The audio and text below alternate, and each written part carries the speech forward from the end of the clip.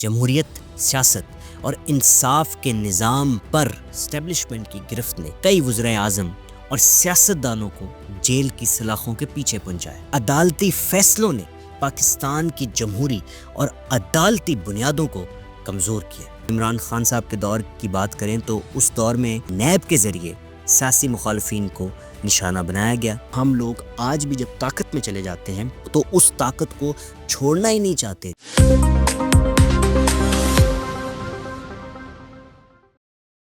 السلام علیکم ناظرین، میں ہوں آپ کا ہوسٹ، آپ کا دوست ڈاکٹر سمر ہمدانی، اور آپ مجھے دیکھ رہے ہیں VLC پاکستان میں۔ ہمارے چینل کو پلیز سبسکرائب کریں اور ہماری حوصلہ افزائی کریں۔ خیر ناظرین، پاکستان کی 77 سالہ تاریخ میں جمہوریت، سیاست اور انصاف کے نظام پر اسٹیبلشمنٹ کی گرفت نے کئی وزرائے اعظم اور سیاستدانوں کو جیل کی سلاخوں کے پیچھے پہنچایا۔ ان گرفتاریوں کا مقصد ہمیشہ انصاف کا بول بالا نہیں رہا، اور یہ المیہ ہے ہمارا، بلکہ یہ سیاسی انتقام، طاقت کے توازن کو قائم رکھنے اور مخصوص مفادات کو پورا کرنے کے لیے کیا گیا۔ آج ہم اس تاریخی تسلسل کا تجزیہ کریں گے جس میں سیاست دانوں کی گرفتاریوں اور عدالتی فیصلوں نے پاکستان کی جمہوری اور عدالتی بنیادوں کو کمزور کیا۔ ناظرین، یہ سلسلہ اگر میں بات کروں 1947 سے لے کے آج تک، تو نہ یہ ختم ہو رہا ہے نہ رک رہا ہے، اور پاکستان کو اس کا نقصان ہو رہا ہے۔ اس میں ہمارے اداروں کو سمجھنا ہوگا اور دیانتداری سے اپنے ملک کے لیے کام کرنا ہوگا۔ چلتے ہیں کچھ ہسٹری کے پس منظر پہ۔ میں بات کرنا چاہوں گا 1947 سے 1958 کے دور کی، جب پاکستان ایک نئی ریاست تھا۔ پاکستان کے ابتدائی دنوں میں عدلیہ نے خود کو انتظامیہ اور اسٹیبلشمنٹ کے تابع کر دیا۔ میں ایک کیس کا ذکر کروں گا، مولوی تمیز الدین کیس، جو کہ 1954 میں ہوا۔ گورنر جنرل غلام محمد نے دستور ساز اسمبلی توڑ دی، جسے سندھ ہائی کورٹ نے غیر آئینی قرار دیا، مگر فیڈرل کورٹ کے چیف جسٹس منیر نے نظریہ ضرورت، جو کہ ہمیشہ ہی ہمارے یہاں پہ ایک ٹرم یوز کر کے تباہی کی گئی ہے، نظریہ ضرورت کے تحت یہ فیصلہ دے دیا۔ پروفیسر ولیم راجرز اپنی کتاب judicial power in a developing society میں لکھتے ہیں کہ یہ فیصلہ پاکستانی عدلیہ کے آزاد رہنے کی پہلی اور اہم ترین ناکامی تھی۔ ناظرین، اگر میں بات کروں پھر 1958 اور 1971 تک کی، تو ایوب خان اور یحییٰ خان کا دور تھا۔ ایوب خان نے مارشل لا نافذ کرتے ہوئے سیاست دانوں کو گرفتار کر کے سیاسی میدان کو خالی کر دیا، اور یہ ہمیشہ سے ہوتا رہا ہے کہ ہمارے یہاں پہ سیاسی انتقام لیا جاتا ہے تاکہ کوئی ہمارے خلاف آواز ہی نہ اٹھا سکے۔ اگر پولیٹیکل پارٹی ڈسکوالیفیکیشن ایکٹ کی بات کی جائے، جو کہ 1959 میں پاس ہوا، اس قانون کے تحت کئی سیاستدانوں پر پابندی لگا دی گئی اور گرفتاریاں بھی کی گئی۔ ناظرین، یہ ایکٹ کیا تھا؟ اگر میں ایک کتاب کا حوالہ دوں تو وہ H.A. رحمان اپنی کتاب Pakistan the roots of dictatorship میں لکھتے ہیں کہ یہ قانون سیاسی مخالفین کو ختم کرنے کے لیے بنایا گیا تھا۔ اور ناظرین، ہمارے ملک میں جو آپ نے ٹرم سنی ہوگی نظریہ ضرورت، اس کے نام پہ ہمیشہ ہی نظریہ ضرورت نہیں ہوا، بلکہ نظریہ ڈسٹرکشن ہوا ہے، اور پاکستان کے قانون کو تباہ کیا گیا۔ ناظرین، 1971 کی اگر میں بات کروں تو شیخ مجیب الرحمان کا مقدمہ ہے۔ اگرتلہ سازش کیس میں شیخ مجیب الرحمان کو غداری کے الزام میں گرفتار کیا گیا۔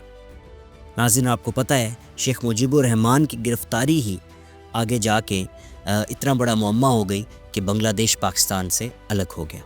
BBC کی رپورٹ کے مطابق اس کیس کا مقصد بنگالی قیادت کو دبانا تھا، مگر عوامی دباؤ کے تحت کیس ختم کرنا پڑا۔ ناظرین، اگر بات کریں بھٹو صاحب کے دور کی، تو بھٹو صاحب نے اپنے مخالفین کے خلاف سخت کارروائی کی، مگر ان کے دور کے بعد وہ خود اسٹیبلشمنٹ کا نشانہ بنے۔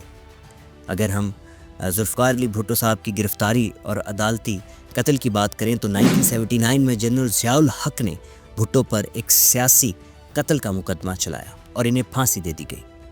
ناظرین، یہ پھانسی ایک سیاسی قتل تھا، یہاں تک کہ بین الاقوامی رپورٹیں بھی اس چیز کو بتاتی رہیں۔ اگر میں بات کروں ایمنسٹی انٹرنیشنل کی، تو انہوں نے اس فیصلے کو عدالتی قتل ہی قرار دیا، اور جیمز کرچفلڈ اپنی کتاب پاکستان دا امپاسبل اسٹیٹ میں لکھتے ہیں کہ بھٹو کی پھانسی اسٹیبلشمنٹ کی سازش کا نتیجہ تھی۔ ناظرین پھر بات کریں گے ہم 1977 سے 1988 کا جو دور تھا، جو کہ ضیاء الحق صاحب کا دور تھا اور پھر سے مارشل لا کا دور تھا۔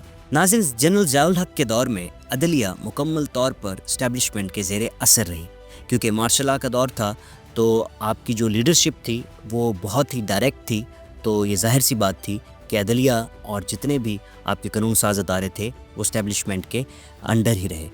ناظرین پھر اگر بات کی جائے بے نظیر بھٹو کی گرفتاری جو کہ 1981 میں ہوئی، بے نظیر بھٹو کو کئی ماہ تک بغیر مقدمہ چلائے قید رکھا گیا۔ ہیومن رائٹس واچ کی رپورٹ کے مطابق بے نظیر کی گرفتاری انسانی حقوق کی سنگین خلاف ورزی تھی۔ ناظرین ہمیشہ کی طرح عدلیہ کی بے بسی جو پاکستان کا ہمارا المیہ رہا ہے، کلچر رہا ہے، بلکہ کہ عدلیہ ہماری ہمیشہ بے بس نظر آتی ہے۔ لوگ کہتے ہیں قانون اندھا ہوتا ہے، ہمارے یہاں تو قانون گونگا بہرا اندھا سب کچھ ہے، بلکہ ہے ہی نہیں۔ خیر اگر میں ان کی بے بسی کی بات کروں تو چیف جسٹس انوار الحق نے ضیاء الحق کے مارشل لا کو جائز قرار دیتے ہوئے عدلیہ کو مزید کمزور کر دیا۔ عارف نظامی کے مطابق یہ فیصلہ عدلیہ کی تاریخ کے سیاہ ترین بابوں میں شامل ہے کہ آپ خود ایک اندازہ کریں کہ ایک مارشل لا کو جائز قرار دے دیا گیا عدالت کی طرف سے۔ ناظرین اگر ہم تھوڑا سا تاریخ میں آگے بڑھیں تو 1988 سے 1999 کے دور کی بات کی جائے تو یہ جمہوریت کے دور تھا اور اس میں بھی سیاسی انتقام عروج پر رہا۔ بے نظیر بھٹو اور نواز شریف کے ادوار میں سیاسی مخالفین کو گرفتار کرنے کا سلسلہ ہمیشہ کی طرح جاری رہا۔ آصف علی زرداری کی گرفتاری، اور یہ ایک بڑا انٹرسٹنگ باب ہے کہ بے نظیر بھٹو صاحبہ کے دور میں ان کے شوہر آصف علی زرداری کو کرپشن کے الزامات میں گرفتار کیا گیا، جبکہ بے نظیر بھٹو صاحبہ کا دور تھا اور تب بھی انہی کے ہسبینڈ کو یعنی کہ انہی کے شوہر کو آصف زرداری صاحب کو کرپشن کے الزام میں گرفتار کر لیا گیا، اور ٹرانسپیرنسی انٹرنیشنل کی رپورٹ تھی کہ زرداری صاحب کو ثبوتوں کے بغیر سالوں تک قید میں رکھا گیا۔ ناظرین پھر ایک بہت اہم معاملہ جو کہ نواز شریف صاحب کی گرفتاری ہے 1999 میں، جبکہ آپ کو پتہ ہے کارگل وار ہوئی اور مارشل لا نے ایک بار پھر پاکستان میں جنم لیا۔ جنرل مشرف نے نواز شریف کی حکومت ختم کر کے انہیں طیارہ سازش کیس میں گرفتار کیا، اور واشنگٹن پوسٹ کی رپورٹ کے مطابق یہ مقدمہ بھی سیاسی انتقام کی ایک واضح مثال تھی۔ ناظرین پھر بات کریں گے 1999 سے 2008 کی۔ مشرف دور تھا اور عدلیہ اور سیاست کا تصادم رہا۔ جنرل مشرف صاحب کے دور میں عدلیہ اور سیاست دونوں کو اسٹیبلشمنٹ کے تابع رکھنے کی کوششیں کی گئیں۔ ناظرین آپ سب کو یاد ہوگا کہ چیف جسٹس افتخار چودھری صاحب کی برطرفی جو کہ 2007 میں ایک بہت بڑا سکینڈل اور مسئلہ رہا، جنرل مشرف صاحب نے افتخار چودھری کو برطرف کیا، حکومتی پالیسیوں پر سوال اٹھانے لگے۔ تو ناظرین ڈان نیوز نے جو ہے وہ اس پہ رپورٹ کیا کہ عدلیہ کی آزادی کو دبانے کے لیے یہ ایک غیر آئینی اقدام تھا۔ اگر میں نواز شریف صاحب کی جلا وطنی کی بات کروں تو یہ بھی اسی دور میں ہوئی، اور نواز شریف صاحب کو مشرف حکومت نے معاہدے کے تحت سعودی عرب بھیج دیا اور ان پر متعدد کیسز بنائے گئے۔ ناظرین اب چلتے ہیں 2008 سے 2018 کے دور میں۔ جمہوریت کے دوسرے دور میں کرپشن اور گرفتاریوں کا تسلسل ہمیشہ کی طرح جاری رہا۔ سب سے پہلے ہم بات کریں گے یوسف زئی گیلانی صاحب کی نااہلی کی، جو کہ 2012 میں پیش آئی۔ گیلانی صاحب کو عدلیہ کی توہین کے الزام میں وزارت عظمیٰ سے ہٹایا گیا۔ ناظرین یہ ایک بڑی ہی مزاحیہ سی بات ہے کہ وہ عدلیہ جو خود قانون کی توہین کرتی ہے وہ اپنی توہین پہ وزیر اعظم کو برطرف کر دیتی ہے۔ بین الاقوامی رپورٹ کیا کہتی ہے کہ بین الاقوامی رپورٹ نے اس فیصلے کو عدلیہ کے سیاسی استعمال کی ایک اور مثال قرار دیا۔ ناظرین پھر بہت مشہور زمانہ کیس پاناما کیس جو کہ 2017 میں پیش آیا، جس میں نواز شریف صاحب کو سپریم کورٹ نے اقامہ نہ ظاہر کرنے پر نااہل قرار دیا۔ ناظرین ٹرانسپیرنسی انٹرنیشنل رپورٹ اس وقت کیا کہتی تھی کہ اس کیس کو سیاسی مقاصد کے لیے ہی استعمال کیا گیا۔ ناظرین اب اگر ہم بات کریں تھوڑا سا اگلے اور پریزنٹ دور کی، جو کہ ہمارا موجودہ دور بھی جس میں آ جاتا ہے، وہ ہے 2018 سے 2024 تک۔ ناظرین عمران خان صاحب کا دور آیا اور اس کے بعد PDM کا دور. اگر ہم عمران خان صاحب کے دور کی بات کریں تو اس دور میں احتساب یعنی کہ نیب کے ذریعے سیاسی مخالفین کو نشانہ بنایا گیا اور بہت سے لوگوں کو جیل بھی ہوئی. اسی طرح human rights commission of Pakistan نے نیب کو سیاسی ہتھیار کے طور پر استعمال کرنے کا کہا اور شائع کیا اس کو کہ جو آپ کا نیب ہے وہ سیاسی ہتھیار کے طور پر اس دور میں استعمال ہو رہا تھا. اگر میں بات کروں پھر 2023 کی، جب عمران خان صاحب کا دور چلا گیا تو عمران خان صاحب کی گرفتاری عمل میں آئی، جو کہ توشہ خانہ کیس تھا جس میں عمران خان صاحب کو سزا دی گئی، جسے ان کے حامی آج تک سیاسی انتقام قرار دیتے ہیں اور وہ بھی ایک سیاسی انتقام کی ہی شکل تھی. اور انٹرنیشنل کمیشن آف جورسٹس جو ہے وہ عدالتی نظام کو سیاسی طور پر کمزور کرنے پر تنقید کرتی رہی اور تنقید کرتی ہے آج بھی، کیونکہ معاملات ویسے ہی نظر آتے ہیں آپ کو جو کہ اس وقت تھے یا آج سے سال پہلے تھے یا آج سے 70 سال پہلے تھے. ناظرین، اگر میں اب بات کروں کہ یہ سب ڈسکس کرنا کیوں ضروری ہے تو یہ آپ نے سمجھنا ہے کہ پاکستان کی تاریخ میں وزرائے اعظم اور سیاستدانوں کی جو گرفتاریاں ہیں انہوں نے ہمیشہ ہی سیاسی استحکام کو نقصان پہنچایا. عدلیہ کے کردار کی بات کروں تو عدلیہ اکثر اوقات اسٹیبلشمنٹ کے دباؤ میں رہی جس نے انصاف کے نظام کو تباہ کیا. اور ناظرین، آگے اگر میں سیاسی انتقام کی بات کروں تو کیونکہ سیاستدان بھی جب آتے رہے ہیں حکومتوں میں تو پھر وہی ہوا کہ گرفتاریوں کا زیادہ تر جو مقصد تھا وہ سیاسی مخالفین کو صرف اور صرف ختم کرنا تھا یا چپ کروانا تھا، اور اسٹیبلشمنٹ کی انفارچونیٹلی سازشیں رہیں. طاقت کے توازن کو برقرار رکھنے کے لیے سیاستدانوں کو جیل بھیجتے رہے. اس کے بعد یہ ایک بڑا ہی عام بلیک میلنگ کا طریقہ ہوا کرتا تھا اور کرتا ہوا ہے آج تک، بلکہ چل رہا ہے کہ جو ہماری اسٹیبلشمنٹ ہے وہ سیاستدانوں کو لاتی ہے اور پھر اس کے بعد ان کو گرفتار کر لیتی ہے. ناظرین، پاکستان میں اگر میں جمہوریت اور انصاف کا جو نظام ہے اس کی بات کروں تو وہ تب ہی مستحکم ہو سکتا ہے جب عدلیہ آزاد ہو، اسٹیبلشمنٹ سیاست میں مداخلت نہ کرے اور سیاسی انتقام کا خاتمہ ہو. بصورت دیگر یہ سلسلہ جاری رہے گا اور قوم کا اعتماد نظام پر مزید کمزور ہوتا جائے گا. ناظرین، میں کسی بھی اسٹیبلشمنٹ کے خلاف نہیں ہوں، نہ ہی میں یہ کہتا ہوں کہ ہمارے ادارے غلط ہیں، لیکن میرا صرف ایک ہمارے اداروں سے اور اسٹیبلشمنٹ سے صرف اور صرف ایک گلہ ہے کہ آپ لوگ قوم کی سالمیت کو سمجھیں، آپ ملک کی سالمیت کو سمجھیں اور اپنا رول مثبت پلے کریں، کیونکہ آپ لوگ ہمارے اسٹیک ہولڈرز ہیں. آپ کا یہ رائٹ ہے کہ آپ ہمارے ملک کے لیے وہ کریں جو ہمارے ملک کے لیے اچھا ہے. لیکن انفارچونیٹلی آج تک پاکستان کی جگہ تاریخ اٹھاتے ہیں، جیسے کہ میں نے بھی اس پوڈ کاسٹ میں بھی ذکر کیا، تو اس تاریخ میں انفارچونیٹلی کہیں بھی ایسا نہیں نظر آتا کہ ہمارے ملک کو یا ہماری قوم کے بارے میں کوئی بھی ہمارا ادارہ یا کوئی بھی ہمارا اسٹیک ہولڈر اچھا یا مثبت سوچ رکھتا ہو.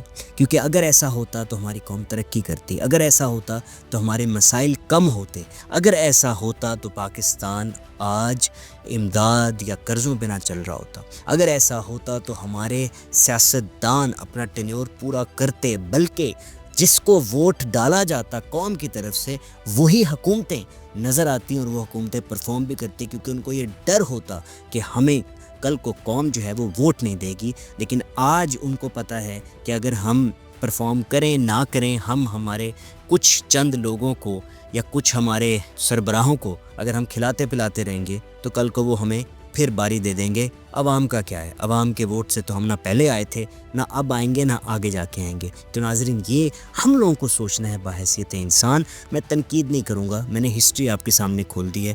سچ کی بات کروں گا، اچھی لگے بری لگے میں معذرت بھی کروں گا، لیکن جو حقیقت ہے وہ میرے معذرت کرنے سے یا 100 لوگوں کو چپ کرانے سے حقیقت نہیں ختم ہوگی. حقیقت وہی رہے گی، ہسٹری وہی رہے گی. اور یہ یاد رکھیں ناظرین، آنکھیں بند کر لینے سے یا کسی کا منہ بند کر دینے سے حقیقت آپ کی بالکل نہیں بدل سکتی.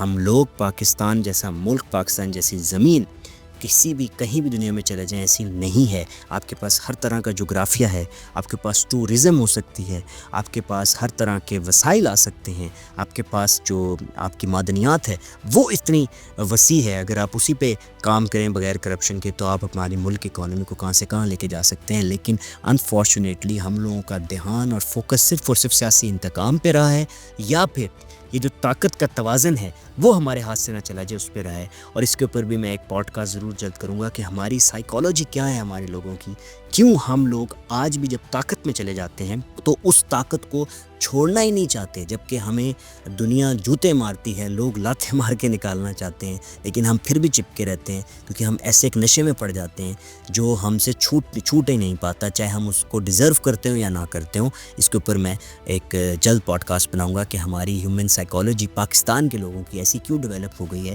کہ نہ ہم اپنی غلطی مانتے ہیں اور نہ ہی ہم اپنی جگہ کو چھوڑنے پہ راضی ہوتے ہیں، جبکہ ہم اس جگہ کو ڈیزرو بھی نہیں کرتے۔ خیر ناظرین، مجھے اجازت دیں اور اگلے پوڈ کاسٹ میں آپ سے پھر ملاقات ہوگی۔ ہمارے چینل کو سبسکرائب کریں اور ہماری حوصلہ افزائی کریں کہ ہم نے آپ کے لیے کارواں شروع کیا ہے تاکہ آپ لوگ ہماری جو ہسٹری ہے پاکستان کی اسے سیکھیں اور آپ سب اپنی قوم کے ملک و ترقی میں اپنا رول پلے کریں۔ خیر ناظرین، مجھے اجازت دیں، آپ کا ہوسٹ آپ کا دوست سمر حمدانی۔ اللہ حافظ، پھر ملیں گے واپس۔